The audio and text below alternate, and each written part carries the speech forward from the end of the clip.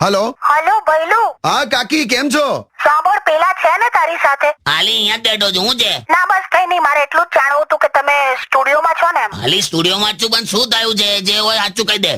Actually આપણી સોસાયટીમાં પેલી કાજોલ ખરી ને, કાજોલ, હા, 14 નંબર વાળી. હા તે ભાગી ગઈ. એ ભાગી ગઈ? હા. તો મને હું લેવા ફોન કર્યો? ના બસ આમ જ, એટલે મારે એટલું જ જાણવું હતું કે તમે તો સ્ટુડિયોમાં છો ને એમ. ઓ, હવે સમજો.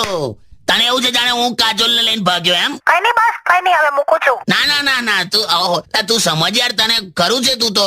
અલી હું હવારે ડોલ લઈને કોઈ દિવસ નથી ભાગતો, તો કાજોલ લઈને ભાગવાનો છું? હા બસ કઈ નહીં, હવે આ તો બસ પેલું વેલેન્ટાઇન વીક ચાલતું હતું ને, એટલે હું થોડુંક મનમાં રહે હવે. નથી, પણ મારો જન્મ વેલેન્ટાઇન માટે થયો જ નથી. મારો તો જન્મ ખાલી પેલું જનગણના માટે જ થયો છે, બસ. સારું, મૂકો. ના પણ હાંભળ, મને એક વસ્તુ ગમ્યું શું? કે આ ઉંમરે પણ તને મારા પર આ બાબતે ડાઉટ થયો. ક્યાં વાત? એટલે મને અંદરથી અત્યારે એકદમ યંગ ફીલ થાય છે કે આ બધું મેં કરી શકું છું એમ, હે ને?